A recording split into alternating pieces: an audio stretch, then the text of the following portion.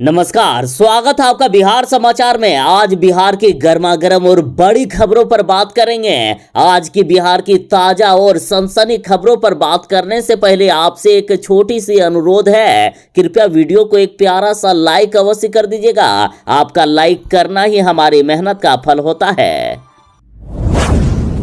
बिहार में अब जिनके जिनके राशन कार्ड नहीं है उनके मात्र 30 दिनों के भीतर बन जाएगा राशन कार्ड, वो भी ऑनलाइन बन जाएगा। ऑनलाइन आवेदन की प्रक्रिया शुरू कर दी गई है। अब बिहार में गरीब परिवारों को परेशान नहीं होना पड़ेगा। अब सिर्फ 30 दिनों के भीतर जैसे ही आप अप्लाई करेंगे, 30 दिनों के भीतर आपके घर में आपका राशन कार्ड आ जाएगा। तो जिन परिवारों के अभी तक राशन कार्ड नहीं बने हैं, जल्द ही आप अप्लाई करवा लें, क्योंकि मोदी सरकार ने बड़ा ऐलान कर दिया है कि अब गरीबों को सितंबर तक फ्री में राशन मिलने वाला है। मोदी सरकार ने गरीब कल्याण अन्न योजना को 6 महीने के लिए और भी बढ़ा दिया है और इससे देश के 80 करोड़ लोगों को फायदा मिलेगा। तो जल्द ही अपना राशन कार्ड बनवा लें। जिस तरह से बिहार के मुख्यमंत्री नीतीश कुमार जी लगातार चुनाव पर चुनाव हार रहे हैं, लगातार नीतीश कुमार की लोकप्रियता बिहार में घटती जा रही है, तो इस पर अब बीजेपी भी नाराज हो गए हैं। भले ही बिहार विधानसभा में मात्र 43 सीट लाने वाली पार्टी के दल के मुखिया नीतीश कुमार को बिहार का मुख्यमंत्री बीजेपी ने दया करके बना दिया हो, लेकिन लगातार उनकी हार होती जा रही है। एमएलसी के चुनाव में भी जदयू को मात्र 5 सीटों पर जीत हासिल हुई है। उन्होंने अपनी जीती हुई सीटें भी हार ली है। तो अब बिहार से खबरें आ रही है कि नीतीश कुमार जी को सीएम की गद्दी से हटाया जा सकता है और बिहार की सबसे बड़ी पार्टी बीजेपी बिहार में अपना मुख्यमंत्री बना सकते हैं। देखिए, अब तो संजय जायसवाल ने भी कह दिया है कि अभी फिलहाल नीतीश कुमार जी मुख्यमंत्री हैं, लेकिन आगे क्या होगा ये हम नहीं कह सकते। आगे उन्हें सीएम की गद्दी से भी हटाया जा सकता है। साथ ही एक दो नहीं बल्कि बीजेपी के कई नेताओं ने बयान दिया है कि नीतीश कुमार को बिहार की गद्दी से हटाया जाएगा और उन्हें राज्यसभा भेजा जाएगा या फिर उन्हें उपराष्ट्रपति के पद के लिए भेजा जाएगा। तो इधर देखिए, बिहार में आखिर कौन बनेगा मुख्यमंत्री, तो कहा जा रहा है कि केंद्रीय गृह राज्य मंत्री नित्यानंद राय बिहार के मुख्यमंत्री बन सकते हैं। बीजेपी ने बड़ा ऐलान कर दिया है कि नीतीश कुमार की जिस तरह से लोकप्रियता घटती जा रही है, उन्हें सीएम की गद्दी से हटाकर अब बीजेपी अपना मुख्यमंत्री बना सकती है। तेजस्वी यादव ने सिर्फ मुख्यमंत्री नीतीश कुमार को ही बड़ा झटका नहीं दिया, बल्कि पीएम मोदी को भी बड़ा झटका दे दिया है। बीजेपी को बड़ा झटका देते हुए एमएलसी चुनाव में हरा दिया है। भले ही एनडीए वाले ज्यादा सीट लाए हो, लेकिन तेजस्वी यादव ने एनडीए की कई सीटों पर जीत हासिल कर ली। एनडीए के घर में घुसकर आरजेडी ने अपनी जीत हासिल की है। देखिए, बिहार में 24 सीटों पर एमएलसी का चुनाव हुआ था, जिसमें से बीजेपी और जदयू के 21 सीट पर पहले जीत हासिल हुई थी, लेकिन इस बार तेजस्वी यादव ने 6 सीटों पर जीत हासिल कर ली। तो वहीं जदयू पटना, मुंगेर, गया जैसी महत्वपूर्ण सीट भी तेजस्वी यादव से हार गए हैं। पटना की सीट को नीतीश कुमार की ही मानी जाती थी, लेकिन तेजस्वी यादव ने नीतीश कुमार से पटना की सीट भी छीन लिया। और दूसरी तरफ मुंगेर जदयू के राष्ट्रीय अध्यक्ष ललन सिंह का क्षेत्र है और वह सीट भी जदयू हार गई है।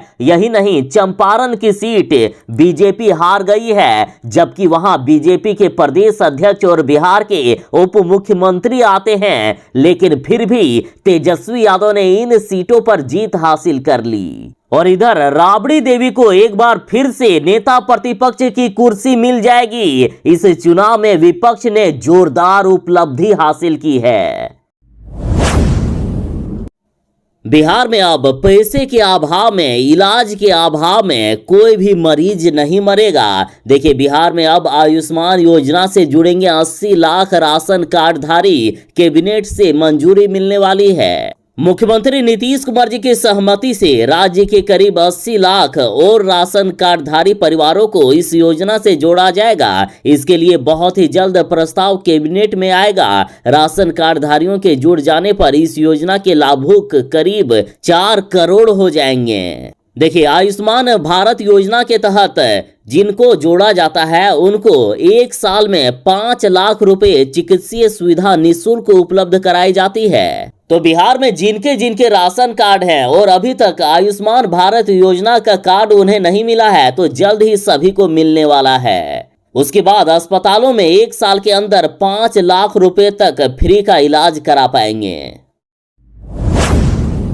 बिहार एमएलसी चुनाव का फाइनल रिजल्ट आ गया है। इस बार चुनाव में बीजेपी ने 8, जदयू ने 4, आरजेडी ने 6 और कांग्रेस और रालोसपा ने 1-1 सीट पर जीत हासिल की है। इस बार बीजेपी को जनता ने अच्छा सबक सिखाया है। जिस तरह से बीजेपी वाले लगातार महंगाई बढ़ा रहे हैं, तो चुनाव के रिजल्ट से अब ये साफ हो गया है कि जनता ने बीजेपी के मुंह पर करारा तमाचा मारा। तो चुनाव रिजल्ट के बाद आरजेडी नेता मृत्युंजय तिवारी ने कहा है कि कई जगहों पर बेईमानी करके, धांधली करके हमें हराया गया, नहीं तो हम इससे भी अच्छा प्रदर्शन करते।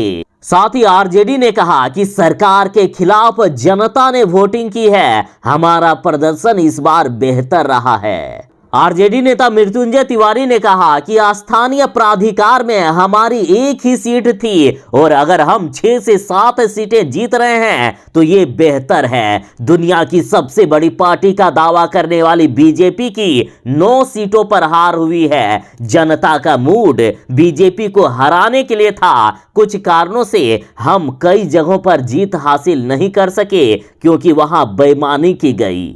आरजेडी ने कहा है कि बिहार और पूरे देश में अब तेजस्वी यादव का जलवा कायम है।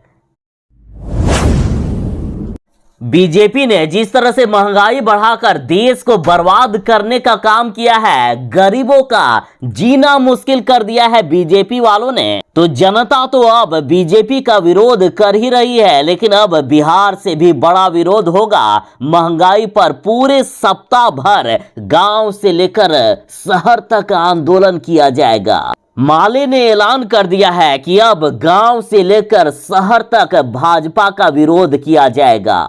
देखिए, घरेलू कुकिंग गैस से लेकर पेट्रोल, सरसों तेल, रिफाइंड तेल आदि ज्यादातर चीजों की कीमतें बढ़ा दिए हैं बीजेपी वालों ने, और इसको लेकर भाकपा माले अब पूरे राज्य में विरोध सप्ताह का आयोजन कर दिए हैं। 7 से 13 अप्रैल के बीच विरोध का ये कार्यक्रम चलेगा।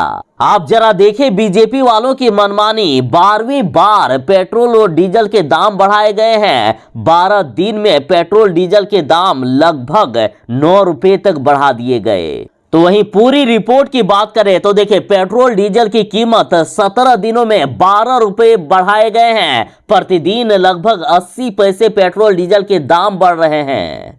और महंगाई बढ़ने से बड़े लोगों या फिर नेताओं को तो कुछ फर्क ही नहीं पड़ता है। बीजेपी के नेता तो यहां तक बयान दे रहे हैं कि कल्याणकारी योजनाओं से गरीबों पर महंगाई का असर नहीं होता है। अरे भाई, आप लोग एसी के रूम में बैठते हो, आपको क्या पता चलेगा महंगाई से गरीबों का क्या हाल हुआ है। 2 वक्त की रोटी भी अब खाना मुश्किल हो रहा है। पढ़ाई लिखाई तो दूर की बात है, खाने तक के पैसे नहीं कुल रहे हैं घरों में, गरीबों के घरों में। तो बीजेपी वालों ने महंगाई बढ़ाकर गरीबों का जीना मुश्किल कर दिया है। सिर्फ चावल फ्री कर देने से नहीं होगा, बाकी और भी चीजें जो महंगी हो रही है उनका क्या बीजेपी वाले सब कुछ फ्री में दे सकते हैं गरीबों को? नहीं ना। तो आखिर ये दिखावा क्यों? लगातार हर चीजें महंगी हो रही है ये बीजेपी सरकार में। मुकेश सहनी ने कहा है कि बीजेपी में औकात नहीं है। यदि बीजेपी में औकात है तो मेरे सामने आकर डिबेट कर ले, मुझसे बातें कर ले। मुकेश सहनी के तीनों विधायकों को जिस तरह से बीजेपी ने अपने दल में शामिल करके मुकेश सहनी को बेइज्जत करके एनडीए गठबंधन से बाहर निकाल दिया गया, तो अब मुकेश सहनी बीजेपी के खिलाफ आग उगल रहे हैं। मुकेश सहनी ने कहा है कि मेरे तीनों विधायकों को बीजेपी वालों ने 100 करोड़ में खरीदा है। साथ ही चिराग पासवान को लेकर कहा कि बीजेपी का शुरू से काम रहा है घर तोड़वाने का। आप देखिए किस प्रकार से भाई भाई को लड़वाकर घर तोड़वाया, फिर पार्टी तोड़वा दी, हमारी पार्टी के तीनों विधायकों को खरीद लिया। ये सब बिहार की जनता देख रही है, निषाद समाज देख रहा है। बीजेपी से बिहार की जनता बदला लेगी। चुनाव में कोई भी बीजेपी को वोट नहीं करेगा।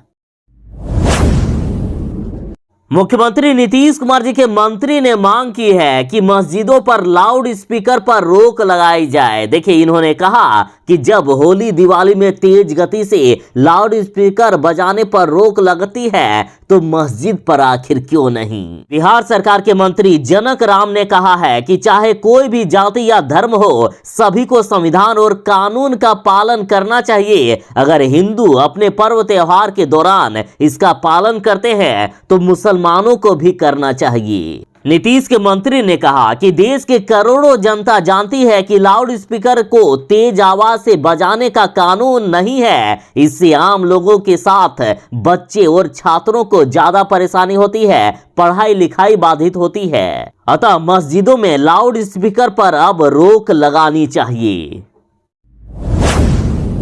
आरजेडी नेता में जीत का इतना कॉन्फिडेंस था कि उन्होंने ऐलान कर दिया कि यदि एमएलसी चुनाव में मेरे प्रत्याशी नहीं जीतेंगे तो मैं अपना दाहिना हाथ ही काट दूंगा। और इधर बड़ी खबर आ रही है कि आरजेडी नेता की जीत हो गई है। लालटेन ने कटने से बचा लिया संजय सिंह का हाथ।